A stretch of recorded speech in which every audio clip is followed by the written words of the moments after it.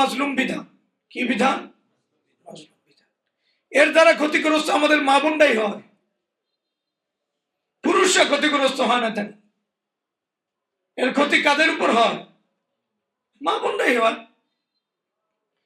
একাধিক বিবাহ থাকাটা এটা পুরুষের বাড়তি দায়িত্ব আছে। পুরুষ বাড়তি কষ্টে থাকে, কষ্ট করে। কিন্তু আসলে যদি কারো সুখ থাকে তাহলে আমাদের যেই বোনের বিবাহ হয় না ওই বোনটা সুখে থাকে। এটা কোনো কঠিন মেথড না, এটা বাস্তব মেথড। একাধিক বিবাহের দ্বারা মা বোনদের উপর যেই পরিমাণে ইহসান হয়, শরীয়তের অন্য কোন বিধান এমন আছে কিনা যে বিধানের দ্বারা মা বোনদের উপর এত বড় ইহসান হয়? আমার জানা নেই। অনেক বড় ইহসান এটা, এটা ছোটখাটো ইহসান না। মা বোনদের দুনিয়াতে আসল প্রতিপালন করে স্বামী, বাবার কাছে আমানত থাকে, এই বাবা আমানতকে হস্তান্তর করে স্বামীর কাছে অর্পণ করে। এরপরে বাবার চেয়ে মায়ের চেয়ে স্বামীর হক অনেক বেশি। হক এমনি দেয় না শরীয়তে, হক এজন্য দিছে আজকের পরে এই মেয়ের যা দরকার এই সব কিছু বাবার জিম্মা না কার জিম্মা? স্বামীর জিম্মা। মার জিম্মা না কার জিম্মা? স্বামীর জিম্মা। এই যে বিষয়টা, এই বিষয়টা দ্বারা কি বোঝা যায়? একটা মেয়ের আসল দায়ভার, আসল দায়িত্ব আল্লাহ তাআলার পক্ষ থেকে কে পায়? স্বামী পায়। একটা মেয়ে স্বামীর কাছে যা চাইতে পারে, বাবার কাছে, ছেলের কাছে, দুনিয়ার কারো কাছে তা চাইতে পারে? কথা বলেন, সম্ভব?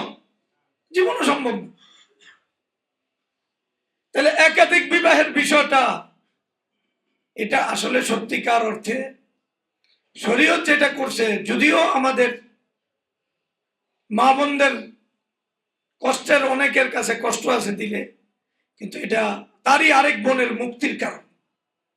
তার সামান্য কষ্টে যদি আরেকটা বোনের মুক্তি হয় তাহলে এটাকে মেনে নেওয়ার নামই ইসলাম। যাই হোক, আমরা যে কথা বলতেছিলাম যে আমরা যে আলোচনা করতেছি এটা কাউকে দ্বিতীয় বিয়ে আমরা করা দিতেছি, বিষয়টা কি না? সেটা সে দ্বিতীয় বিবাহ করুক, আমাদের আপত্তি নাই।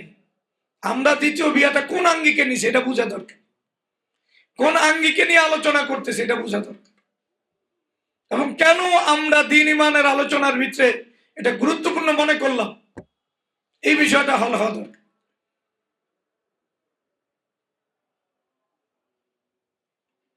এটার প্রথম কারণ হলো শরীয়তের যে একটা বড় জিম্মাদারি, যে দ্বীনের কোন বিধান, বৈধ কোন বিধান মানুষের কাছে যদি ওটা খারাপ লাগা অনুভূত হয়, বৈধ বিধানটা মানুষের দিল থেকে মানতে কষ্ট হয়, বিধানটা বৈধ, ফরজ না, সুন্নত না, কিন্তু মানুষের এই শরীয়তের বৈধ বিধানের সাথে দিলে ভালো লাগা না থাকে, আমরা পিছনে আলোচনা করছি যে এটা তার ঈমান থেকে বের হওয়ার কারণ। শরীয়তের বিধানের প্রতি খারাপ লাগা কোত্থেকে বের হওয়ার কারণ? ঈমান থেকে বের হওয়ার কারণ। বিষয়টা ছোট না, অনেক বড়। এখন শরীয়তের কোন বৈধ বিধানের ব্যাপারে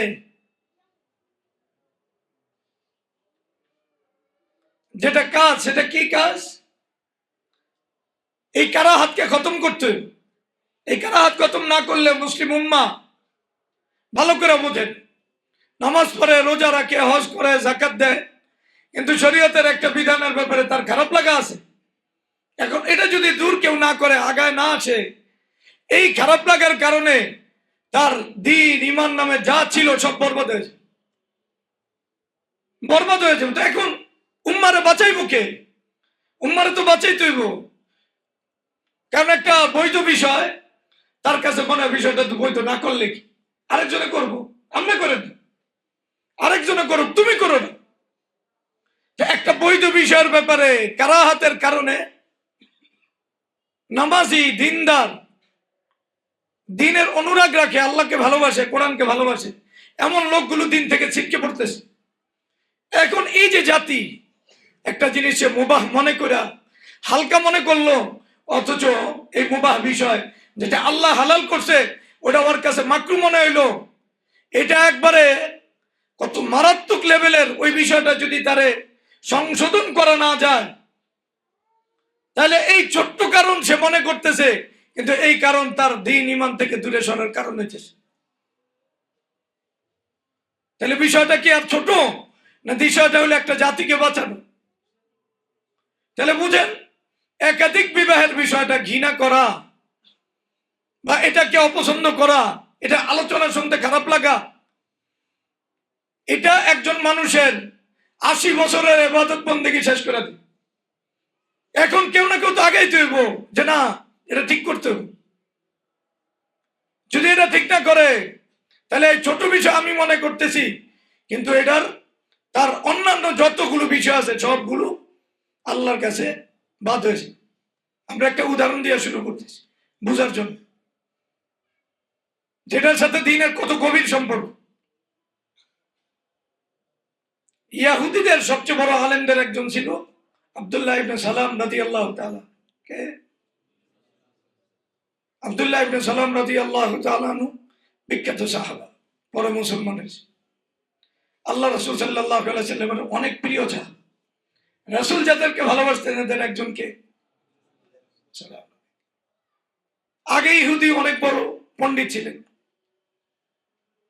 ইহুদি পণ্ডিত মুসলমান হওয়া এটা ছোটখাটো বিষয়, অনেক বড় বিষয়, অনেক বড় বিষয়। তো আব্দুল্লাহ ইবনে সালাম রাদিয়াল্লাহু তাআলা আনহু ইসলাম গ্রহণ করছেন, কিন্তু ইহুদি পণ্ডিতরা সাধনা হিসাবে উটের গোশত খাইতো না। কি হিসাবে? সাধনা। একটা মানুষ কোনো কিছু না খাইলে ওটা তার দিলের ভিতরে খারাপ লাগা থাকে কি থাকে না? থাকে। এখন আব্দুল্লাহ ইবনে সালাম রাদিয়াল্লাহু তাআলা আনহু মুসলমান হয়েছে। মুসলমান হওয়ার পরে এই আব্দুল্লাহ ইবনে সালাম রাদিয়াল্লাহু তাআলা আগে যে উটের গোশত খাইতেন না, এটার ব্যাপারে তার একটা খারাপ লাগা ছিল। মুসলমান হওয়ার পরে তার ওই খারাপ লাগা বাকি ছিল।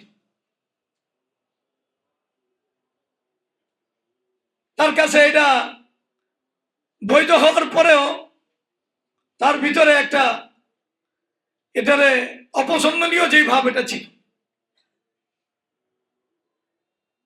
যখন এটা ছিল ভাব, তখন আব্দুল্লাহ ইবনে সালাম রাদিয়াল্লাহু তাআলা আনহুকে আল্লাহ টার্গেট করে আয়াত নাযিল করছে। আপনি চিন্তা করেন, কোরআনের আয়াত, ইয়া আইয়ুহাল্লাযীনা আমানু দুখুলু ফিস সিলমি কাফ।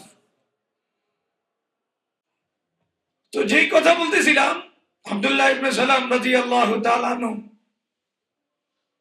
উটের গোশত এই খাওয়ার ব্যাপারে দিলের ভিতরে একটু খারাপ লাগা ছিল। আল্লাহ বলছে না, এই ইসলাম গ্রহণযোগ্য না।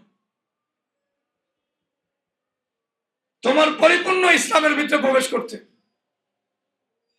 এই ইসলাম হলে চলবো না, শয়তানের পিছনে চলা যাবে না। বলে তাত্তাবিউ খুতুওয়াত, শয়তানের এক কদম অনুসরণ করা যাবে। ইসলাম পরিপূর্ণ নিতে হইব। যেই লোকটা ইহুদি ধর্মের পণ্ডিত, যে সব কিছু ছাড়ছে, ওই লোকটা শরীয়তের একটা বৈধ বিষয় উটের গোশত খাওয়া, এটা কি ফরজ, ওয়াজিব, সুন্নত না মুবাহ? তা আল্লাহ এটা হালাল করছে, তার দিলের ভিতরে মাকরু মনে হয়েছে। আল্লাহ কইছে না, এই ঈমান চলবো না, এই ঈমান চলবো না। এটার ব্যাপারে কারাহাত থাকা এটা সমস্যা। অবশ্যই তোমাকে ঈমানের ভিতরে আসতে হবে, ইসলামের ভাবে পূর্ণভাবে আসতে হবে। তাহলে বিষয়টা বুঝে আব্দুল্লাহ ইবনে সালাম রাদিয়াল্লাহু তাআলা আনহু উটের গোস্ত খাওয়া না যায় বলে নাই, হারামও বলে নাই, কাউরে নিষেধও করে নাই। বেচারা এমন একটা পরিবেশে বড় হয়েছে, সাধনা করে বড় হয়েছে, উটের গোস্ত খাওয়াটা এটা তার সাধনা পরিপন্থী ছিল। কিন্তু ওই কারণেও দিলের ভিতরে খারাপ লাগাটা আল্লাহ পছন্দ করে না। আমি হালাল করছি, তুমি নিতে পারবা না কেন? কেন নিতে পারবা না? যদি নিতে না পারো তাহলে তোমার আমার দরকার নাই। তাহলে বিধানটা কি ফরজ না বিধানটা মুবাহ? উটের গোস্ত খাওয়া জরুরি না? কত মানুষ উটের গোস্ত খায় না, মুসলমান না? কত মানুষ তবিয়তের কারণে উটের গোস্ত পছন্দ করে না, করতে পারে, কিন্তু ধর্মীয় কারণে ওই যে ওর দিলের ভিতরে ঢুকছে খারাপ লাগা, এখন খারাপ লাগা শুরু হয়েছে। আল্লাহ কইছে না, আমি যেটা হালাল করছি এটা তোমার হালাল মানতে। তাহলে হালাল জিনিসের ভিতরে যদি কারো দিলে ভালো লাগা না থাকে, তাহলে তার অন্যান্য যত আমল আছে সব বরবাদ হয়ে যেতে পারে। এই জন্য আপনাকে বুঝতে হবে যে এই একাধিক বিবাহের বিষয়টা ধরে নিলাম মুবাহ, কিন্তু মুবাহ বিবাহের মূল বিধান না। বিবাহের বিধান কারোর জন্য ওয়াজিব, কারোর জন্য ফরজ, কারোর জন্য নাজায়েজ। এটা এক বা একাধিক দোনো বিবাহের সাথে যুক্ত। এই জন্য মুবাহ এটা ধরলাম না। তবুও তো মানে একবারে একটু নিচে নাইমাও যদি বলি এটা মুবাহ, এরপরে যদি সমাজের মুসলমানদের, আমার বাবার, আমার মার, আমার ভাইয়ের খারাপ লাগা থাকে, তাহলে অবশ্যই তাকে এই কথা বলতে হবে, এই খারাপ লাগা তার ফরজকে বাধ্য দিব, তার যত বড় বড় কাজ আছে সব কাজকে আল্লাহর কাছে বাধ্য দিব। সে আল্লাহর একটা বিধানকে যেইভাবে আল্লাহ বিধান দিয়েছেন ওইভাবে সে মানতে পারেনি। সে মনে করছে আরো কত বিধান তো আছে, এটার পিছনে পড়তে হইব, এই মনে করাটাই তার রোজা নামাজ থেকে তারা সরায় দিছে। এজন্য বিষয়টা এই জায়গা না যে একাধিক বিবাহ মুবাহ না সুন্নত। বিষয়টা এই জায়গায় যে এই জাতি এটাকে দিলের ভিতরে অপছন্দ করে। এই জাতির রোজা নামাজ দিন ইমান বাঁচাইতে চাইলে অবশ্যই এই জাতির সামনে এই বিষয়টাকে খোলাসা করতে হবে। তাহলে এই জাতির দরদি আমরা, রোজা টিকুক, নামাজ টিকুক, হজ টিকুক, ও জান্নাতি হোক, ওই জানে না ওর অজান্তে একটা মুবাহ জিনিসকে সে মাকরুহ মনে করা, খারাপ মনে করা, আল্লাহর একটা বিধানকে খারাপ মনে করা, সে আসলে কুফর নিয়ে আল্লাহর সামনে উঠুক, এটা আমরা চাইতেছি। তাহলে আমরা কেন আলোচনা করতেছি, এটার একটা পয়েন্ট বুঝে আসে নাই? এটা কি শুধু মুবাহর সাথে যুক্ত না এটা দ্বীন ইমানের সাথে যুক্ত?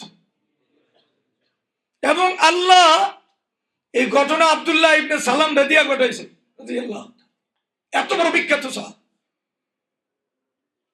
এবং বুখারীতে বর্ণনা আছে আব্দুল্লাহ ইবনে সালাম রাদিয়াল্লাহু, ওইদিকে গেলে আবার এমনও সময় নেই। তো আব্দুল্লাহ ইবনে সালাম রাদিয়াল্লাহু তাআলা শুধু উটের গোশত খায় নাই, না খাইলে কি সমস্যা, কইছে দিলে একটু খারাপ লাগাছে, এটাই সমস্যা। তোমার ইসলাম এখনো হয় নাই, পূর্ণ ইসলাম নিতে হবে। আর যখন একটা মানুষ ইসলামের বিধিবিধানকে এইভাবে নিব যে আল্লাহ যেটা যেইভাবে বলছে ওইভাবে আমাকে মানতে হবে, সেই আসলে জান্নাতি। হাদিস থেকে বোঝা যায় ওয়াল্লাহি লা আযীদু আলা হাযা ওয়ালা আনকুস। এক বদু সাহাবা এসে বলছে দ্বীন ঈমান যেভাবে আছে আমি ওইভাবেই মানবো, এটার ভিতরে বাড়াবো না কমাবো না। এটা সিদ্ধান্ত যখন থাকবে, রাসূল বলছেন কেউ যদি জান্নাতি লোক দেখতে চায় তাহলে এই যে এই লোকটাকে দেখে, ওই হলো জান্নাতি।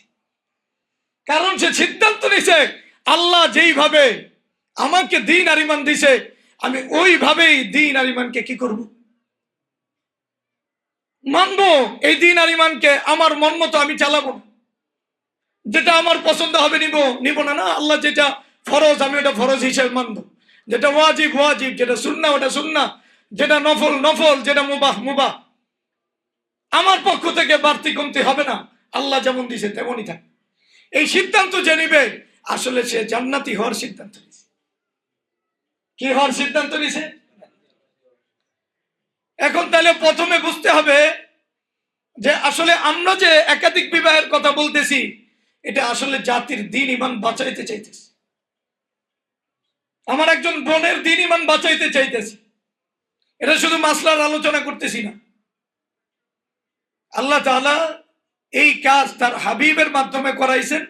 যখন কোনো কাজে মানুষের ব্যাপারে, বৈধ কাজের ব্যাপারে মানুষ ওটাকে খারাপ মনে করে, তখন ওটাকে সংশোধন করানোর জন্য আল্লাহ জাতির সর্বোচ্চ যে সব নবীদের সর্দার, তাকে দিয়ে আল্লাহ কাজ করাইছে।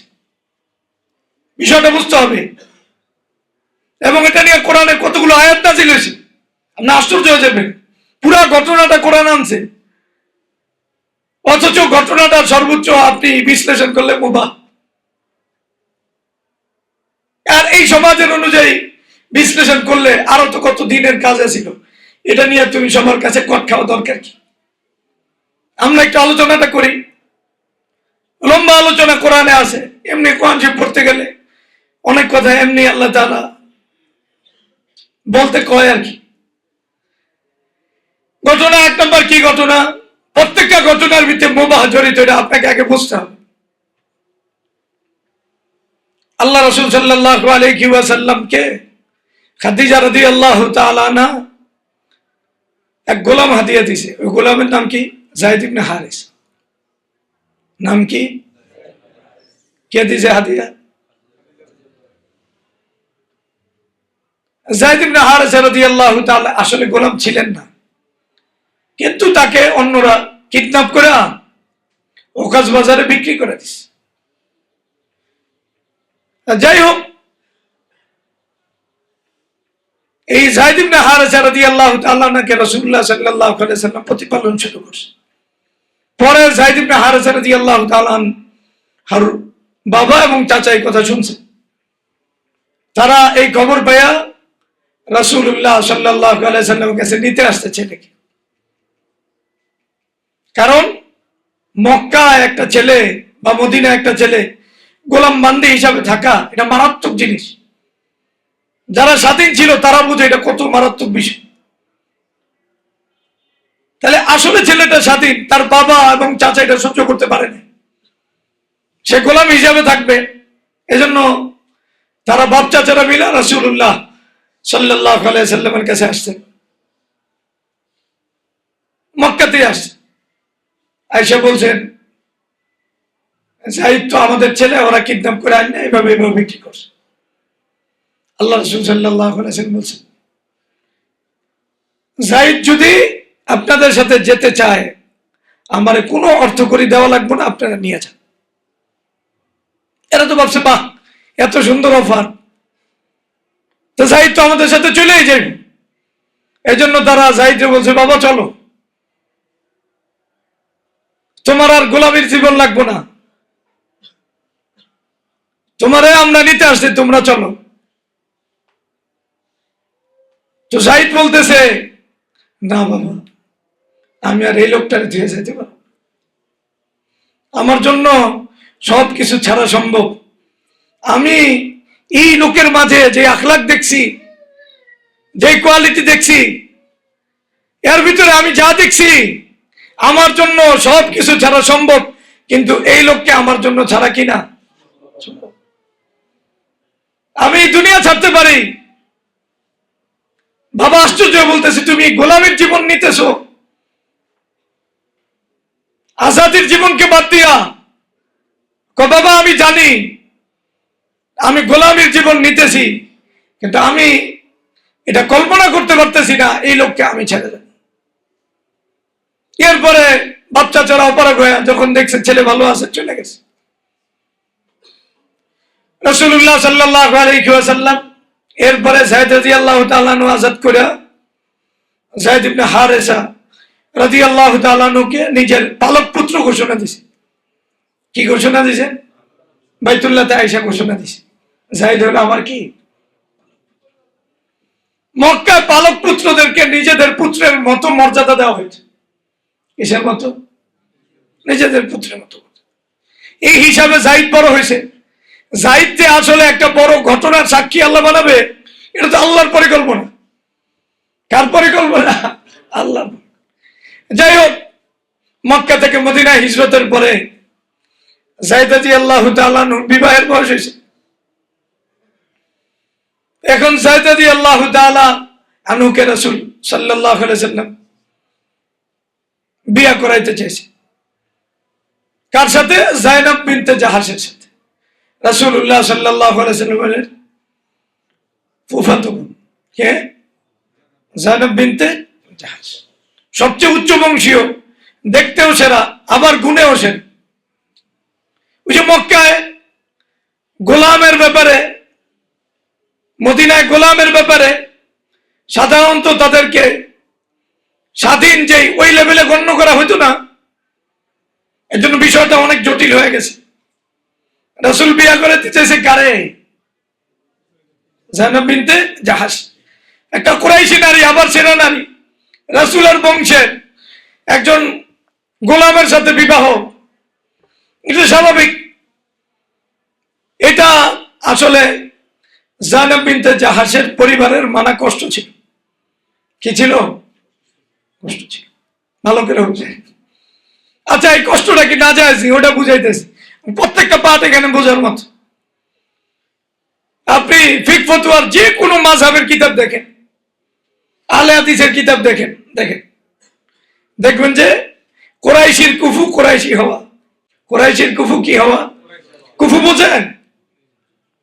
কুরাইশি নারী বিয়া করবো কারে? কুরাইশি ছেলেকে। তো যায়েদ ইবনে হারিসা কি কুরাইশি? কথা বলে না, কুরাইশি না আযাদকর্তা গোলাম। তাহলে শরীয়তে ভালো করে বুঝেন, শরীয়তের মাসলা এটা ছিল কুরাইশির জন্য কুরাইশি হওয়া। আপনি হইলে এই মাসলা দিয়ে দিতেন, অথচ আল্লাহ রাসূল সাল্লাল্লাহু আলাইহি ওয়াসাল্লাম কুরাইশির জন্য কুরাইশি হওয়া, এটা হলো, এটা ছাড়া বিবাহ হবে না, বিষয়টা এমন না। এটা ছাড়া বিবাহ হওয়ার সুযোগ থাকে যদি কোনো ছেলে কুরাইশি না হওয়ার পরে তার ভিতরে তাকওয়া তাহারাত ঈমান বেশি থাকে, তখন কুরাইশি ছাড়াও বিবাহ দেওয়া যায়। এটা মাসলা দুইটা দাঁড়াইছে। কুরাইশি হওয়া এটা যেমন মাসলা, আবার কুরাইশের বাইরে কি দেওয়া যায়? বিবাহ দেওয়া যায়। কোনোটা ফরজ মাসলা না, কোনোটা ওয়াজিব মাসলা না, সব বৈধ মাসলা। তো এই দুইটার ভিতরে আল্লাহ রাসূল যেটা সিদ্ধান্ত দিয়েছেন, এই সিদ্ধান্ত যে আল্লাহ রাসূলের নিজের না, আল্লাহর পক্ষ থেকে, এটা এখানে বুঝানোর বিষয়। যখন যায়েনবের পরিবার এটাকে মানতে একটু পেরেশান হয়েছে, যার কারণ তারা কোন স্বাধীনা নারীর বিবাহ গোলামের সাথে হবে, এটা তাদের কাছে পেরেশানির কারণ ছিল। এটাও জাহিলি রসম। এটা কি? আল্লাহ এখানে আল্লাহ রাসূল সাল্লাল্লাহু আলাইহি সাল্লামকে দিয়ে প্রথমে এই মিথ ভাঙাইতেছে। আল্লাহ রাসূল নিজের বোনের ব্যাপারে, একবারে ফুফাতো বোনের ব্যাপারে এই যায়েদ ইবনে হারিসার প্রস্তাব দিয়েছে। এরপরে এদের দিলে একটু খটকা থাকলেও আল্লাহ কোরআনের আয়াত নাযিল করছেন, ওমা কানা লিমুমিনিন ওয়ালা মুমিনাতিন ইযা কাদাল্লাহু ওয়া রাসূলুহু আমরান আইয়াকুনা লাহুমুল খিয়ারাতু মিন আমরি। আল্লাহ রাসূল যদি কোনো সিদ্ধান্ত দেয়, ওই সিদ্ধান্তের বিপরীতে কোন মুমিন দাবি করে যে, অথবা মুমিনা নারী যাইতেই পারে না, তাহলে এখানে যায়েনব বিনতে জাহাশ রাদিয়াল্লাহু তাআলা আনহা এই আয়াত নাযিল হওয়ার সাথে সাথে একবারে বিবাহে রাজি হয়ে গেছে। দেখছেন, একটু আগে দিলের ভিতরে কি ছিল? খটকা ছিল। আয়াত নাযিল হয়েছে কোরআনের বিধান, যখন জানছে এটা আল্লাহর বিধান, এটা রাসূলের নির্দেশ, সাথে সাথে মেনে নিস, এরপরে ঘটনা কি? ঘটনা হলো যায়েদের আর যায়েনবের ভিতরে বনিবনা হয় নাই। না হওয়াটা স্বাভাবিক না অস্বাভাবিক? স্বাভাবিক হয় নাই। বনিবনা না হওয়া, এটা মানুষ মনে করে এটা ইমান পরিপন্থী। না রে বাবা, ইমান পরিপন্থী না। বহু ইমানদারের সাথে আরেক ইমানদারের বনিবনা নাই হইতে পারে, সমস্যা। বনিবনা না হওয়ার মাসলা এটা একবারেই স্বাভাবিক মাসলা। যদি আপনাকে ওরা মানুষের বাইরে ফেরেশতা বলেন তাহলে ভিন্ন জিনিস। মানুষ তো মানুষ, সবার সাথে সবার মেজাজ, তবিয়ত, কিছুই তো নাও বলতে পারে, স্বাভাবিক বিষয় বনিবনা না হোক। তো জায়েদের বনি বলা হয় নাই, তারা রাসূলুল্লাহ সাল্লাল্লাহু আলাইহি সাল্লামের কাছে বারবার আসছে যে আল্লাহ রাসূল,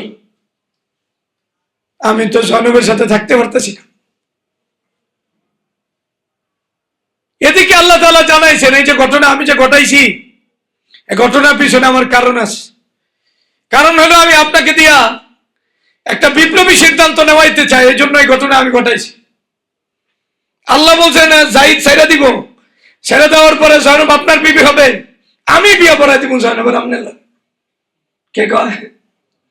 তার মানে এটা একটা কি সিদ্ধান্ত? আসমানি সিদ্ধান্ত, বিপ্লবী সিদ্ধান্ত। আরে কথা না, এই এই এই বিপ্লব না, দুনিয়ার বিপ্লব না, এটা ইসলামের বিপ্লব। কিসের বিপ্লব? ইসলাম। একটু পরে বুঝাইতেছে এটা কেমনি ইসলামের বিপ্লব। তো যাই হোক, ঘটনা যখন এই পর্যায়ে গেছে যে জাহিদ বারবার আসতেছে, আর আল্লাহ বলে দিছে জাহিদের সাথে তার কি হবে? বিচ্ছেদ হবে, এবং জয়নব আপনার বিবি হবে। তবুও আল্লাহ রাসূল সাল্লাল্লাহু আলাইহি ওয়াসাল্লাম বিষয়টাকে মওকুফ রাখছেন, তখনও জাহিদকে বলেন নাই। কারণ সিদ্ধান্ত নিয়েছেন আল্লাহর পক্ষ থেকে, যখন পরিপূর্ণ সিদ্ধান্ত হয়ে যাব তখন জানান। আল্লাহ তো ভবিষ্যতে বলছে এটা হবে, এখনো তো হয় নাই। এজন্য জাহিদ আসার পরেও আল্লাহ রাসূল বলছেন আমসিক আলাইকা যাওজাক, তোমার বিবি জয়নবকে তোমার বিবাহে রাখো, আপাতত তালাক দিও না। আর আল্লাহকে ভয় করো। কারে ভয় করো? আল্লাহকে ভয় করো মানে হলো জয়নব যদি তোমারে দুই একটা কথা বলেও, তবুও তুমি নিজেকে সংযত রাখো। কি রাখো? তাহলে বিবিদের বিষয়ে সাধারণত পুরুষদেরকে আল্লাহ সংযমের নির্দেশ দিলেন না? আল্লাহ রাসূল দিলেন না নির্দেশ যে বিবিরা কিছু বললে সাধারণত কে সংযম অবলম্বন করবে? স্বামী। স্বামীরা এই সংযমটা পারে না, যে বিবি কিছু বললে ও তো বলতেই পারো অবুঝ, আপনি হিসাব অনুযায়ী বলবেন। আপনি ওর জিদের সময় কথা বলেন কেন? আপনি কথা বলবেন পরে, যখন ওর কথাটা বুঝবো। আপনি তো দায়িত্বশীল, দায়িত্বশীল পড়ার দায়িত্ব নিয়েই বলতে হয়। দায়িত্বশীল নিজেকে প্রতিপক্ষ মনে করে না যে আমি আমার বিবির প্রতিপক্ষ। না, কিসের প্রতিপক্ষ? আমি তো তার প্রতিপালক, আমি তো দায়িত্বশীল। বাবা যেইভাবে মেয়ের উপর রাগ করে না, স্বামীও রাগ করেন। বুঝতে চেষ্টা করা কি বলতে চায়, এরপরে যখন ওর মাথা ঠিক হবো তখন বুঝাইতে চেষ্টা কর। যাই হোক, এই জায়েদ রাদিয়াল্লাহু তাআলা আনহুকে আল্লাহ রাসূল বলতেছেন ইত্তাকিল্লাহ, আল্লাহকে ভয় কর, তুমি সংযত হও। তুমি কি হও? সংযত হও। আর বিবিকে ধরে রাখো, আপাতত তালাক দেওয়া দরকার নেই, রাখো। আল্লাহ বলতেছেন ওয়াতুখফি ফি নাফসিক, আমি কথা যেটা কই সেটা লুকিয়ে রাখলে মাল্লাহু মুবদিহি, আল্লাহ কিন্তু এটা প্রকাশ করে দিবেন। আপনি কেন লুকিয়ে রাখছেন? ওয়াতাখশান নাস, পুরা সমাজে যেহেতু পালক পুত্রের, কিসের পালক পুত্রের বিবাহটা সমাজ মনে করে এটা নিজের ছেলের বউকে বিবাহ করা যেই লেভেল, আর পালক পুত্রের বিবিকে, তালাক প্রাপ্ত বিবিকে বিবাহ করা ওই লেভেলের মনে করে। তাহলে ওই সমাজে এটা ব্যাপক প্রচলন, যে ওই সমাজ এটা মাইনা নিতে পারে নাই পালক পুত্রের ছেলেকে ওই বাবা বিয়া করতে পারে, যেই বাবা এই ছেলেকে কি করে? পালে। এটা ওই সমাজের কাছে কি মারাত্মক ঘৃণিত জিনিস। তারা পালক পুত্রকে নিজের ছেলে মনে করত। নিজের ছেলের বিবিরা যেইভাবে বাবা বিবাহ করতে পারে না, পালক পুত্রের ছেলের বউকে ওইভাবে বাবা বিবাহ করে না তালাকের পর। এটা তাদের সমাজের ভিতরে মারাত্মক ব্যাধি ছিল। এখন আল্লাহ রাসূল সাল্লাল্লাহু আলাইহি ওয়াসাল্লাম সবচেয়ে ক্লিন ইমেজের লোক না? কথা বলে ইংলিশে কি কয়? সবচেয়ে পুজো পবিত্র চরিত্রের না? আল্লাহ রাসূলের হাতে অনেক কাজ না? কথা বলেন। তা আল্লাহ এই জিম্মাদারি চাপাইলেন এবং বললেন যে পালক পুত্র ছেলে আপনাকে বিয়ে করতে হইব, জাহিদ কিন্তু তালাক দিয়া দিব, আপনার বিয়ে করতে হইব, আর বিয়ে আমি করাই দিব। আল্লাহ রাসূল এই কথা জানতেন, এরপরও আল্লাহ যেহেতু ভবিষ্যতে ঘটবে এটা বলছে, এজন্য আর জাহিদরে বলেন, বলছে থাক আপাতত কি থাকো, চুপ থাকো, বউরে নিয়ে থাকো, সংযত থাকো। ইত্তাকিল্লাহ মানে কি? সংযত থাকো, তালাক দিও, মেনে নাও। ওটা আল্লাহ বলতেছেন। আপনি মানুষে ভয় পান, সমাজে ভয় পান? হ্যাঁ, আল্লাহু আহাক্কু আন তাখশা, ভয় তো আমারই পেতে হয়। কেন পাইতে হয়? ভালো করে বুঝেন, আল্লাহ এখানে এই যে মানবী মানে কথা বলছেন না শুনলে, আপনি সমাজে ভয় পেলেন কেন? ভয় তো পাইবেন আমারে। আপনি শরম পাইলেন কেন? আপনি বলে দিতেন, আমি যে কথা বলছি আপনি বলে দিতেন। আপনি এই সমাজে ভয় পেলেন কেন? আমি আপনার কাছে এটা চাই যে আপনি সমাজকে উপেক্ষা করেন। এরপরে আল্লাহ তাআলা দেখেন, ফালাম্মা কাদা যাইদুম মিনহা ওয়াতারান, যাইদ অবশেষে যখন তার বিবিকে তালাক দিছে, যাওয়াজনাকাহা, আমি আল্লাহ নিজে আপনাকে জয়নবের সাথে বিবাহ দিয়া দিলাম। আল্লাহকে কি বললেন? আচ্ছা আপনি কইছি তো বিয়া জয়নব আপনার কাছে আইব, ঠিক আছে, আমি নিজেই বিয়া পড়াই দিলাম। আল্লাহ বিয়া পড়াইছে। কোন বিয়া? জয়নব। এটা জয়নব রাদিয়াল্লাহু তাআলা আনহা সবসময় গর্ব করতেন, আমার বিয়ে হয়েছে কোথায়? আসমানে। কোথায়? আল্লাহ করাইছে। এই যে বিষয়টা আপনার বুঝতে হবে, আল্লাহ তাআলা রাসূলুল্লাহ সাল্লাল্লাহু আলাইহি ওয়াসাল্লামকে সমাজে যেই বদ রুসুম ছিল, পালক পুত্রের ছেলেকে বিবাহ করা যায় না, সমাজ মারাত্মক অপরাধ মনে করছে।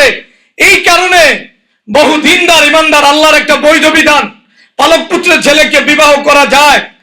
এটার ব্যাপারে যদি সমাজের ব্যাপারে খারাপ লাগা থাকে, তাইলে এই সাহাবাদের মতো লোকগুলো তাদের দ্বীন ঈমান ত্রুটি যুক্ত হবে। আল্লাহ রাসূলকে আল্লাহ সংশোধনের জন্য পাঠাইছেন, এটার দায়ভার ওই বড় পর্যায়ে একবারে রাসূলকে দিয়া করাইছেন, যাতে রাসূল করলে সাহাবাদের দিলে আর কোনো খটকা থাকবে না, সাহাবাদের দ্বীন ঈমান পবিত্র হয়ে যাইব। এজন্য আল্লাহর রাসূলকে দিয়ে এই জিম্মাদারি আল্লাহ আদায় করছেন। কত বড় জিনিস আপনি চিন্তা করেন। তাহলে একটা বদরুসুমকে খতম করা, আল্লাহ নিজে এটা পরিচালনা করছেন। কারা দিয়া করছেন? সাইয়্যিদুল মুরসালিন মুহাম্মাদুর রাসূলুল্লাহর মাধ্যমে করছেন।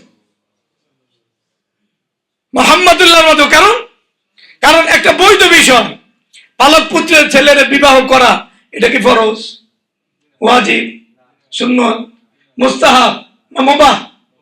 মুবাহ একটা বিধান, মুবাহ বিধান, কিন্তু সমাজ এটাকে মানতে পারে না। সমাজ কি করতে পারে না? পালক পুত্রের বিবিকে নিজেদের ছেলের বিবি মনে করছে। ওই সমাজকে আল্লাহ রাসূলের হাত দ্বারা সংশোধন করাইতেছে, কারণ রাসূলকে আল্লাহ এই জন্যই পাঠাইছে।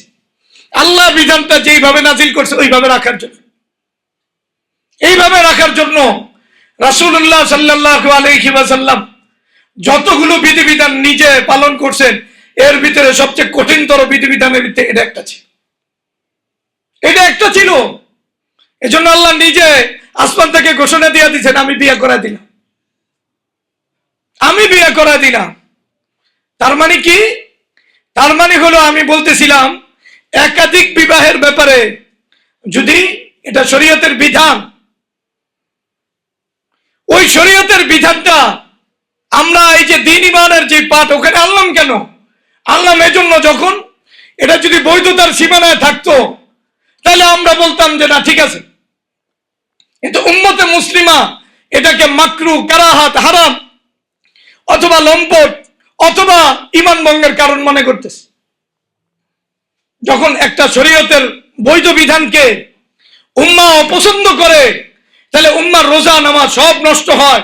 ওই জায়গায় সবচেয়ে বড় যারা, বড় ব্যক্তি যারা, তারা যদি ওই জায়গায় হস্তক্ষেপ করে, যারা পুরা উম্মতের একবারে সবচেয়ে বড় ব্যক্তি, এরা যদি আগে আসে এই সমাজ সংস্কারে, তাহলে উম্মত এটাকে গ্রহণ করবে। নচেত উম্মতের এই একাধিক বিবাহের ব্যাপারে খারাপ লাগা থাকলে দিন ইমান হারা হইয়া আল্লাহর কাছে বিদায় নিবে। তাহলে এখানে বর্তমান আমি যেটা বলতেছি, এই বিজয়ের বিষয়টা যদিও মুবাহ, কিন্তু উম্মাকে বাঁচাইতে হলে এটাকে উম্মা যে খারাপ মনে করে, এই খারাপ মনে করার কারণে তার দিন ইমান যে নষ্ট হইতেছে, এই জায়গায় উম্মার যারা কান্ডারি তাদের অবশ্যই অবদান রাখতে হবে। এটা কায়দা কুল্লিয়া শাহ ওলিউল্লাহ মুহাদ্দিস দেহলভী রহমতুল্লাহ আলাইহি সহ একবারে উলামায়ে কেরামের এই ব্যাপারে মূলনীতি, যখন শরীয়তের কোনো বৈধ বিধান উম্মার কাছে অবৈধ মনে হয়, তখন উম্মার কিছু লোকের জন্য এই জিম্মাদারি হয়ে যায় এই টেবুকে ভাঙ্গা, এই কুসংস্কারকে ভাঙ্গা। এটা তখন আর বৈধতার সীমানায় কিছু লোকের জন্য থাকে না, তখন এটা ওয়াজিবের সীমানায় চলে যায়। কিসের সীমানায় চলে যায়? এখন আপনাকে বুঝতে হবে এই সমাজে একাধিক বিবাহটা আসলে এটা মারাত্মক অপরাধ হিসাবে গণ্য করা হয় কি, এটা অপছন্দ মনে করা হয় কিনা? তাহলে আল্লাহর রাসূল সাল্লাল্লাহু আলাইহি সাল্লামকে দিয়ে আল্লাহ তাআলা সমাজের যেই গলত এবং কুসংস্কার যেই মিথ ছিল যে পালক পুত্রের ছেলেকে কি করা যায় না, বিবাহ করা যায়, ওই মিথ আল্লাহ নিজে ভাঙ্গাইছেন রাসূলকে দিয়া, যেটা রাসূল সাল্লাল্লাহু আলাইহি সাল্লাম নিজেও এটা অপেক্ষা করতেছিলেন আল্লাহর কাছ থেকে পরিপূর্ণ সিদ্ধান্ত আসলে আমি এটা প্রকাশ করব। তাহলে বিষয়টা কত জটিল। ঠিক এই যুগেও সত্যিকার অর্থে একাধিক বিবাহের বিষয়টা যাদের প্রয়োজন আছে এবং দ্বীনের তাকাজা নিয়ে যারা কাজ করতে চায়, এদের জন্য বিষয়টা জটিল কি জটিল না হালকা বিষয়? কথা বলে না। কিন্তু এটা কিছু বড় বড় লোকের জন্য জিম্মাদারি এই মিথকে ভাঙ্গা, এটা কুসংস্কারকে মূলোৎপাটন করে। তাহলে প্রথমে বললাম একটা মুবাহ জিনিসকে কেউ যদি না মানতে পারে তাহলে সে ইমানের ভিত্তিতে আসতে পারে না, কত বড় সমস্যা। দ্বিতীয় যেটা আরেকটু আগায় বললাম, মুবাহ জিনিসকে কেউ যদি সমস্যা মনে করে, ওই মিথ ভাঙ্গার জন্য আল্লাহ তার রাসূলের ইমেজকে ব্যবহার করেছে। আপনি চিন্তা করেন, তাহলে একজন মানুষ তার জীবনের আদর্শটা যদি অনেক বড় হয়, সে যদি সমাজের উসওয়া হয়, আদর্শ ব্যক্তি হয়, তাহলে তার যদি সামর্থ্য থাকে এবং হিসাব নিকাশ ঠিক থাকে, তাহলে শুধু বিবাহের ফ্যান্টাসি হিসাবে না, সে এই সমাজের রসুমকে খতম করার জন্য এটার জন্য সে মাঠে নামা। এটা কিছু মানুষের জন্য শুধু মুবাহ পর্যায়ে থাকে না, এটা ওয়াজিবের পর্যায়ে চলে যায়। আমার কথা বুঝতে কোনো সমস্যা? আমরা কি একাধিক বিবাহ করাই দিতেছি? আমি বলতেছি না। একাধিক বিবাহের জন্য শর্ত কি আমি বলে দিছি, যারা এটা দ্বীন ঈমান কেন্দ্রিক করবে। কিন্তু এটা সিরিয়াস এই সমাজের জন্য, সমাজের মানুষকে বাঁচাইতে হবে। আর এই মিথ ভাঙ্গার জন্য এই দুই চারজন সল্টু বল্টু লোক করলে হইব না, এটা একবারে উম্মতের উসওয়া বড় ব্যক্তিদের করতে হবে এবং করে দেখাইতে হবে রাসূলুল্লাহ সাল্লাল্লাহু আলাইহি সাল্লাম এবং সাহাবায়ে কেরাম যেইভাবে করার পরে এটা সমাজের ভিতরে শৃঙ্খলা ফিরে আনছে, আপনিও করে শৃঙ্খলা ফিরে আনছে। তাহলে কাজটা কি ছোট কাজ না নবীওয়ালা কাজ? আচ্ছা, আপনি বলতে পারেন এটার সাথে একাধিক বিবাহের কি সম্পর্ক? আমি তো একাধিক বিবাহের সম্পর্ক করছি, আমি করছি কুসংস্কারকে ভাঙা। কাকে ভাঙা? আর যদি বলেন একাধিক বিবাহ, তাও ইনডাইরেক্ট সম্পর্ক আছে। যায়েনব বিনতে জাহাজকে আল্লাহ রাসূল সাল্লাল্লাহু বিবাহ যে করাইছেন আল্লাহ রাসূলের সাথে, এটা কি প্রথম বিবাহ নেই না? এটা একাধিক বিবাহের ভিতরে পড়ে। বিশেষ করে একাধিক বিবাহের ভিতরে পড়ছে না? তাহলে মিথের ভিতরে আছে না? একাধিক বিবাহ আছে না নাই? ডাইরেক্ট না হোক ইনডাইরেক্ট আছে না নাই? ক্লিয়ার কিনা? চলেন দুইটা দিক আলোচনা করলাম, 1:30 বেজে গেছে, আরো 3টা দিক অন্তত পক্ষে। কেন আমরা এটা দ্বীন ঈমানের তাগাদা নিয়ে আলোচনাগুলো করতেছি, এটা আপনাকে বুঝতে হবে।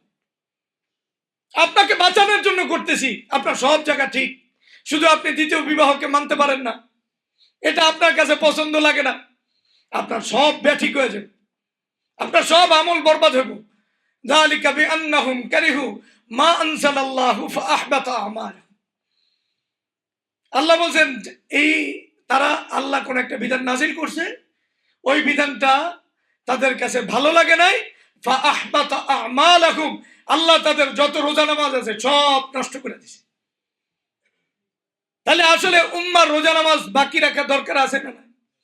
এটা শুধু একাধিক বিবাহের সাথে সম্পর্ক না, এটা শরীয়তের যেই বিধান আক্রান্ত ওই বিধানের সাথে এটার যোগসূত্র। প্রত্যেকটা বিধান যেটা আক্রান্ত ওটার সাথে যোগসূত্র। যেই বিধানটা মানুষ শরীয়তকে বাদ দিয়া তরিকতকে সামনে আনছে, কাকে? তরিকত মানে বেদাতকে সামনে আনছে, মন গড়া রসম রেওয়াজকে সামনে আনছে, ওটাকে মূলোৎপাটন করা জরুরি। মনে করেন বিভিন্ন অঞ্চলে বিবাহ কেন্দ্রিক অনেক রসম থাকে না? কথা বলে না, থাকে না? যৌতুকের প্রথা থাকে না? একটা হলে হাসি দিয়া যৌতুক নেয়, আরেকটা হলে ফাঁসি দিয়া যৌতুক নেয়। হাসি তো বলে নেয়, হ্যাঁ এটা দিয়ে ঠিক আছে, চাকরিতে ঢুকবো তো, বলারে কিছু ঋণ দিয়েন, আচ্ছা ঠিক আছে আমরা সহযোগিতা করব। আর আরেকটা হলো ফাঁসি দিয়া যৌতুক নেওয়া। কি দিয়া? বউরে জ্বালাইতে জ্বালাইতে তেজপাতা করে হাল। কি করে হালায়? সবাই মিললা, মা একটা কয়, বোনে একটা কয়, পাড়াপড়শিরা কয় কি তোমার বাপ মা কি ফকির নেই? হাই হে, কোনো মায়া করে না তোমার। তাহলে এটারে কয় ফাঁসি দিয়া যৌতুক নেওয়া। এটারে কি কয়? ফাঁসি দিয়া যৌতুক নেওয়া। এমন জ্বালান জ্বালাইতেছে, এই মেয়ে আগে যেটা যৌতুক নির্ধারিত ছিল, বুঝেন নাই, লেপ কম্বল, আর এখন এটা লেপ পাওয়ার পরে কম্বল, কম্বল পাওয়ার পর হাড়ি, হাড়ির পরে বাটি, বাটির পরে খাটি, একটার পর একটা চলতেই আছে। কিরে বাবা, তুই বাবা যৌতুক কয়ে নে, আরো ভালো, তুই ফাঁসি দিয়া যৌতুক নিস না। তাহলে সমাজের এই মিথগুলো ভাঙতে হবে। আপনাকে দেখাই দেবো আপনি কিছু নেন না, কিছু নেন না।